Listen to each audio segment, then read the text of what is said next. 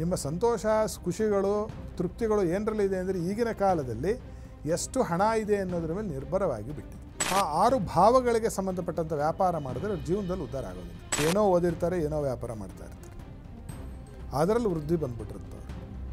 ಅಂದರೆ ಏನಾಗುತ್ತೆ, ಒಂದು ಗ್ರಹ ಅತ್ಯಂತ ಶುಭವನ್ನು ಕೊಡ್ತಕ್ಕಂಥದ್ದು.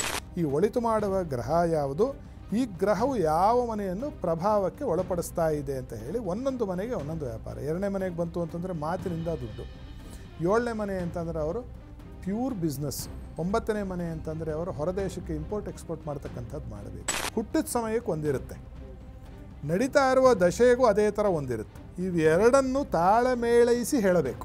ಒಬ್ಬರಿಗೆ ಐರನ್ ಲೆಗ್, ಇನ್ನೊಬ್ಬರಿಗೆ ಗೋಲ್ಡ್ ಲೆಗ್, ಅದು ಡೈಮಂಡ್ ಲೆಗ್ಗೂ ಆಗ್ಲಿಕ್ಕೆ ಸಾಧ್ಯತೆ ಇದೆ. ನಾವು ಏನನ್ನು ಆಯ್ಕೆ ಮಾಡ್ತೀವಿ ಅನ್ನೋದು ನಮಗೆ ಬಹಳ ಮುಖ್ಯ.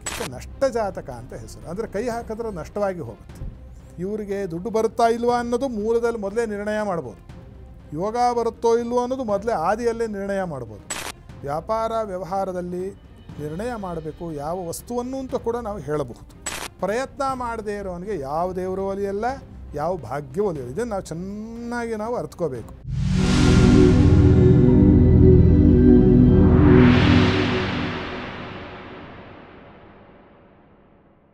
ನಮಸ್ಕಾರ ವೀಕ್ಷಕರೇ, ಟಿವಿ ವಿಕ್ರಮ ಹಂಸಧ್ವನಿ ಕಾರ್ಯಕ್ರಮಕ್ಕೆ ಸ್ವಾಗತ. ನಾನು ಶ್ವೇತಾ. ಯೋಗ ಸೂತ್ರ ಮತ್ತು ಆಧ್ಯಾತ್ಮಿಕತೆಯ ಅರ್ಥಪೂರ್ಣ ವಿಚಾರಗಳನ್ನು ತಿಳಿಸುವಂತಹ ವೇದಿಕೆಯೇ ಹಂಸಧ್ವನಿ ಕಾರ್ಯಕ್ರಮ. ಎಂದಿನಂತೆ ತಮ್ಮ ಅಮೂಲ್ಯ ವಿಚಾರಧಾರೆಗಳಿಂದ ದಾರಿದೀಪವಾಗಿರುವ ವೇದಶಾಸ್ತ್ರ ಪಾರಂಗತರು, ಧರ್ಮಶಾಸ್ತ್ರ ಪರಿಣಿತರು ಆಗಿರುವಂತಹ ಹಂಸಶ್ರೀ ಸವಿತ್ರ ಶರ್ಮಾ ಗುರುಜಿ ಇದ್ದಾರೆ. ಗುರುಜಿ, ನಿಮಗೆ ಕಾರ್ಯಕ್ರಮಕ್ಕೆ ಆತ್ಮೀಯವಾದ ಸ್ವಾಗತ. ಅನಸೂಯಾತ್ರಿ ಸಂಭೂತೋ ಶ್ರೀ ದತ್ತಾತ್ರೇಯೋ ದಿಗಂಬರಃ ಸ್ಮೃತೃಗಾಮಿ ಸ್ವಭಕ್ತಾನಾಂ ಉದ್ಧರ್ತ ಭವಸಂಕಟಾತ್. ಶ್ರೀಮಜ್ಜಗದ್ಗುರು ಶ್ರೀ ಶ್ರೀ ಶ್ರೀ ಸಚ್ಚಿದಾನಂದ ಬಾಲಕೇಶ್ವರ ಭಾರತಿ ಮಹಾಸ್ವಾಮಿನೇ ನಮಃ. ಜೈ ಗುರುದೇವ ದತ್ತ. ಎಲ್ಲರಿಗೂ ಮಂಗಳೋದಯ, ಎಲ್ಲರಿಗೂ ಶುಭ ಆಗಲಿ. ವೀಕ್ಷಕರೇ, ಇನ್ನೊಬ್ಬರ ಕೈ ಕೆಳಗೆ ಕೆಲಸ ಯಾಕೆ ಮಾಡಬೇಕಪ್ಪ, ಅಥವಾ ಒಂದು ಕಂಪನಿ ಅಡಿಯಲ್ಲಿ ಯಾಕೆ ಕೆಲಸ ಮಾಡಬೇಕು ಅನ್ನೋ ನಿಟ್ಟಿನಲ್ಲಿ ಇತ್ತೀಚಿನ ವರ್ಷಗಳಲ್ಲಿ ಬಹುಶಃ ಬಹಳಷ್ಟು ಹೆಚ್ಚಾಗಿದೆ. ಅಂದರೆ ಸ್ವಂತ ದುಡಿಮೆ ಮಾಡಬೇಕು, ವ್ಯಾಪಾರ ಮಾಡಬೇಕು, ವ್ಯವಹಾರ ಮಾಡಬೇಕು ಅನ್ನೋಂಥದ್ದು. ಆದರೆ ಇದರಲ್ಲಿ ಬಹಳಷ್ಟು ವಿಷಯಗಳನ್ನು ಪರಿಗಣನೆಗೆ ತೆಗೆದುಕೊಳ್ಬೇಕಾಗತ್ತೆ. ಹಾಗಾದರೆ ಈ ವ್ಯಾಪಾರ ವ್ಯವಹಾರದಲ್ಲಿ ಹೇಗೆ ಎಚ್ಚರಿಕೆಯನ್ನು ವಹಿಸಬೇಕು ಅನ್ನೋದ್ರ ಬಗ್ಗೆ ಇವತ್ತಿನ ಸಂಚಿಕೆಯಲ್ಲಿ ತಿಳಿದುಕೊಳ್ಳೋಣ. ಗುರುಜಿ, ವ್ಯಾಪಾರ ವ್ಯವಹಾರ ಅನ್ನೋದು ಇದರಲ್ಲಿ ಬಹುತೇಕ ಎಲ್ಲರೂ ಲಾಭಕ್ಕೋಸ್ಕರನೇ ಮಾಡುವಂಥದ್ದು. ಆದರೆ ಇಲ್ಲಿ ಅಂಥ ಸಮಯಕ್ಕೆ ಒಂದು ಸೂಕ್ತವಾದ ನಿರ್ಧಾರ ತೆಗೆದುಕೊಳ್ಬೇಕಾಗಿರುತ್ತೆ. ಬಹಳಷ್ಟು ವಿಷಯಗಳಿರುತ್ತೆ. ಹಾಗಾದರೆ ವ್ಯಾಪಾರ ವ್ಯವಹಾರದಲ್ಲಿ ವೃದ್ಧಿ ಆಗಬೇಕು ಅಂದರೆ ಏನೆಲ್ಲ ಅಂಶಗಳನ್ನು ಪರಿಗಣಿಸಬೇಕು? ಮೊಟ್ಟಮೊದಲನೇದಾಗಿ ಒಬ್ಬರ ಜಾತಕದಲ್ಲಿ ಅಥವಾ ಅವರ ಪರಂಪರೆಯಲ್ಲಿ ಎರಡಿದೆ. ಕುಟುಂಬದಲ್ಲಿ ವ್ಯಾಪಾರನೇ ಮಾಡ್ತಾ ಬಂದಿದ್ದರೆ ನಿಮಗೆ ಅದರ ಬಗ್ಗೆ ನಿಮಗೆ ಒಂದು ದೊಡ್ಡ ಅನುಭವ ಇರುತ್ತೆ. ಅದನ್ನು ಮಾಡಿಕೊಂಡು ಹೋಗ್ಬೋದು. ಹೇಗೆ ಅಂತಂದರೆ, ಡ್ಯಾಮಲ್ಲಿ ನೀರಿದೆ, ಗೇಟ್ ಎತ್ತಿದ್ರೆ ನೀರು ಬರುತ್ತೆ. ಡ್ಯಾಮೇ ಇಲ್ಲದೆ ಇರೋನು ಏನು ಮಾಡಬೇಕು? ಅವ್ನು ಡ್ಯಾಮ್ ಕಟ್ಕೋಬೇಕಾಗಿ ಬಂದೀತು. ಆ ಡ್ಯಾಮ್ ಕಟ್ಟಕ್ಕೆ ಏನು ಬೇಕು? ಸ್ಥಳ ಬೇಕು, ಅದಕ್ಕೆ ಬೇಕಾಗಿರ್ತಕ್ಕಂತಹ ಜ್ಞಾನ ಬೇಕು ಮತ್ತು ಹಣವೂ ಕೂಡ ಬೇಕು. ಅವ್ನು ಟೆಕ್ನಾಲಜಿ ಬೇಕಲ್ಲ ಡ್ಯಾಮ್ ಕಟ್ಟಲಿಕ್ಕೆ. ಆ ರೀತಿಯಾಗಿ ವ್ಯಾಪಾರವನ್ನು ಯಾರಾದರೂ ಪ್ರಾರಂಭ ಮಾಡ್ತಾರೆ ಅಂತಂದರೆ ಜಾತಕದಲ್ಲಿ ವ್ಯಾಪಾರದ ಯೋಗ ಇದೆಯಾ ಅಂತಕ್ಕಂಥದ್ದು ಒಂದು.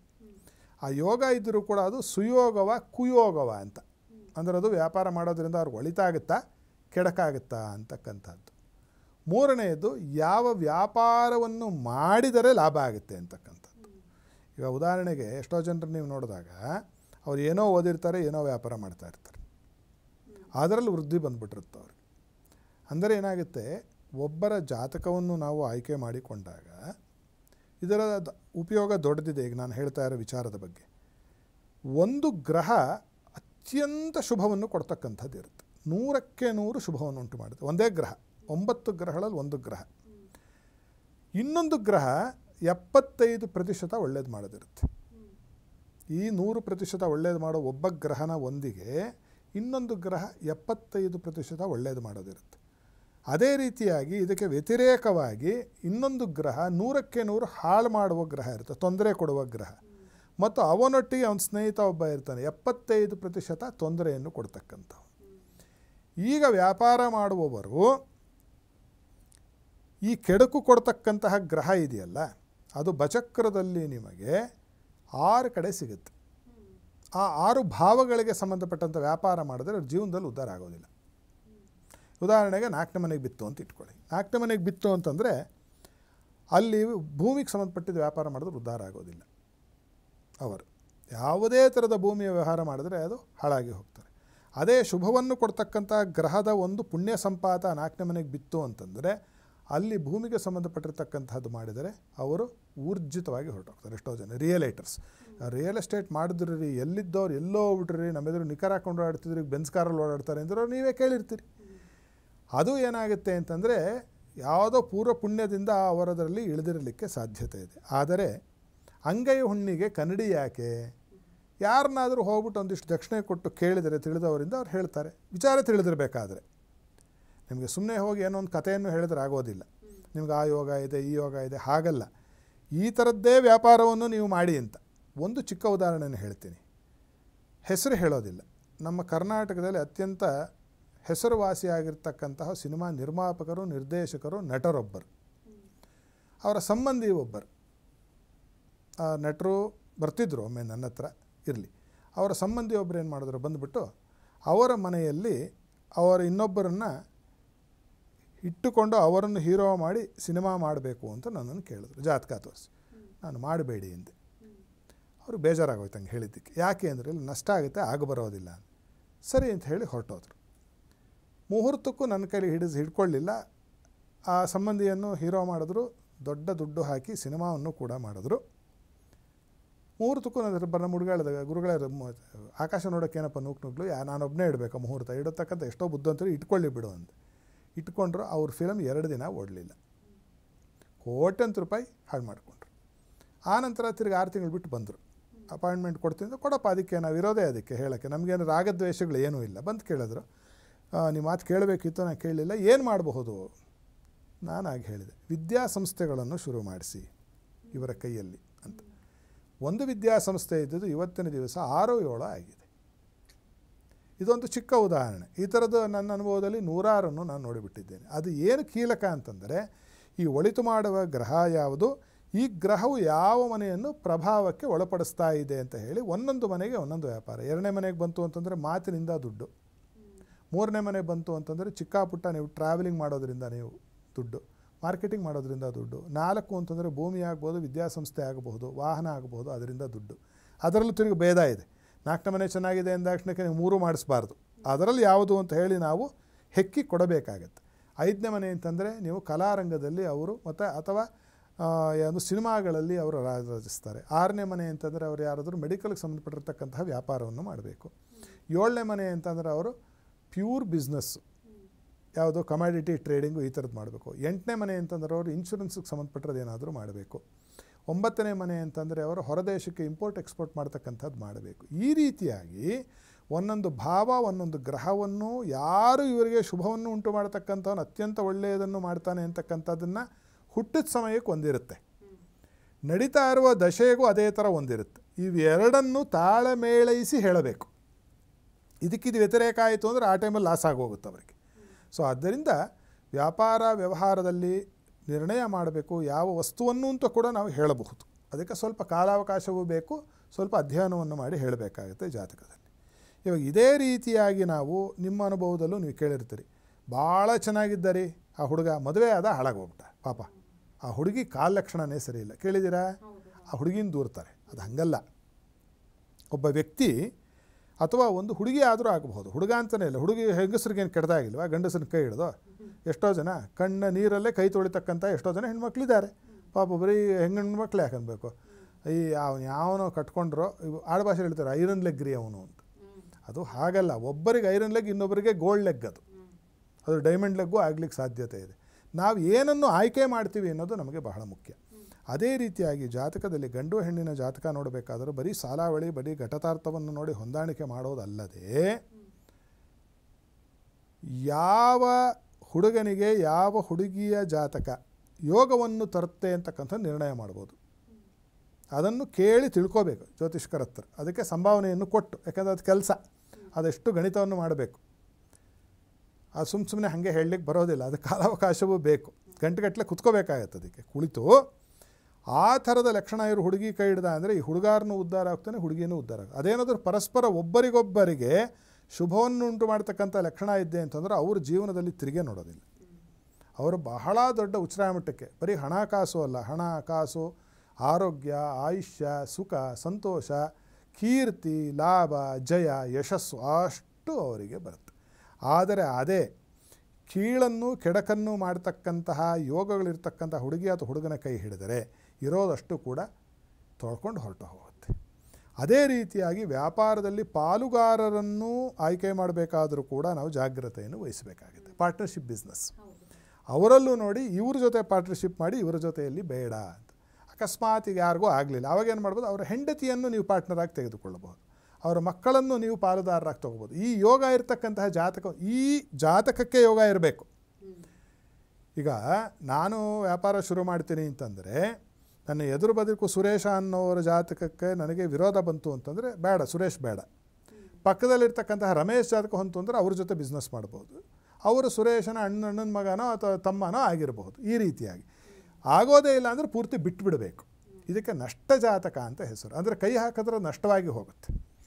ಇದನ್ನು ಆಯ್ಕೆ ಮಾಡಿ ಕೊಡಬೇಕಾಗಿರ್ತಕ್ಕಂಥದ್ದು ಜ್ಯೋತಿಷ್ಯವನ್ನು ಆಮೂಲಾಗ್ರವಾಗಿ ಅಧ್ಯಯನ ಮಾಡಿದವನಿಗೆ ಮಾತ್ರ ಸಾಧ್ಯ. ಅಂತಹ ಒಂದು ಪಾಲುದಾರಿಕೆ ಆಗಿರಬಹುದು, ಗಂಡು ಹೆಣ್ಣಿನ ಜಾತಕವನ್ನು ಹೊಂದಾಣಿಕೆ, ಇದನ್ನು ಕೂಡ ಕೇಳಿ ಮಾಡಿಸಿಕೊಂಡರೆ ಬಹಳ ಉತ್ತಮ. ಇದಕ್ಕೆ ವಿತ್ತಾಯ ತೀರ್ಥ ಅಂತ ಕೂಡ ಶಾಸ್ತ್ರಾಂತರದಲ್ಲಿ ಕರೆದಿದ್ದಾರೆ. ಅಂದರೆ ಈ ಮದುವೆ ಆದರೆ ಹುಡುಗಿ ಅನ್ನೋದು, ಹುಡುಗನ ಮದುವೆ ಆದರೆ ಇವರಿಗೆ ದುಡ್ಡು ಬರುತ್ತಾ ಇಲ್ವಾ ಅನ್ನೋದು ಮೂಲದಲ್ಲಿ ಮೊದಲೇ ನಿರ್ಣಯ ಮಾಡ್ಬೋದು. ಯೋಗ ಬರುತ್ತೋ ಇಲ್ವೋ ಅನ್ನೋದು ಮೊದಲೇ ಆದಿಯಲ್ಲೇ ನಿರ್ಣಯ ಮಾಡ್ಬೋದು. ಈ ಥರ ನಾವು ನಿರ್ಣಯ ಮಾಡಿಕೊಟ್ರೆ ಜೀವನ ಹಸನಲ್ವಾ ಎಲ್ಲರದು, ಯಾವ ತೊಂದರೆ ತಾಪತ್ರೂ ಬರೋದಿಲ್ಲ. ಏನಾಗುತ್ತೆ ಅಂದರೆ ಗಂಡ ಹೆಂಡತಿ ಚೆನ್ನಾಗಿದ್ರೆ ಏನಾಗುತ್ತೆ ಅಂತಂದರೆ, ಈಗಿನ ಕಾಲದಲ್ಲಿ ಏನಾಗಿದೆ ಅಂದರೆ, ನಾನು ಅದಕ್ಕೆ ಏನು ಹೇಳಿದ್ದೀನಿ ಅಂದರೆ HI ಅಂತ ಹೆಸರಿಟ್ಟಿದ್ದೀನಿ, HQ ಅಂತ. ಅದೇನು ಅಂತಂದರೆ ಹ್ಯಾಪಿನೆಸ್ ಕೋಯೆಷಂಟ್ ಏನು ಅಂತಂದರೆ ನಿಮ್ಮ ಬ್ಯಾಂಕ್ ಬ್ಯಾಲೆನ್ಸು, ನಿಮ್ಮ ಸಂತೋಷ ಖುಷಿಗಳು ತೃಪ್ತಿಗಳು ಏನರಲ್ಲಿದೆ ಅಂದರೆ ಈಗಿನ ಕಾಲದಲ್ಲಿ ಎಷ್ಟು ಹಣ ಇದೆ ಅನ್ನೋದ್ರ ಮೇಲೆ ನಿರ್ಭರವಾಗಿ ಬಿಟ್ಟಿದೆ. ಅಂದರೆ ಆ ಥರ ಇಲ್ಲದೆ ಇದ್ದರೆ ಏನಾಗುತ್ತೆ, ಗಂಡ ಹೆಂಡತಿ ದೂರ ಆಗಿರ್ತಕ್ಕಂಥದ್ದು ನಾನಾ ಕಾರಣಗಳಿಂದ ನಾವು ನೋಡಿದ್ದೇವೆ. ಅದರದ್ದು ಬುದ್ಧಂತನ ಏನು ಅಂತಂದರೆ ಅಂತಹ ಒಂದು ಯೋಗವನ್ನು ಕೊಡ್ತಕ್ಕಂಥ ಹುಡುಗಿ ಅಥವಾ ಹುಡುಗನ ಕೈ ಹಿಡಿತಕ್ಕಂಥದ್ದು.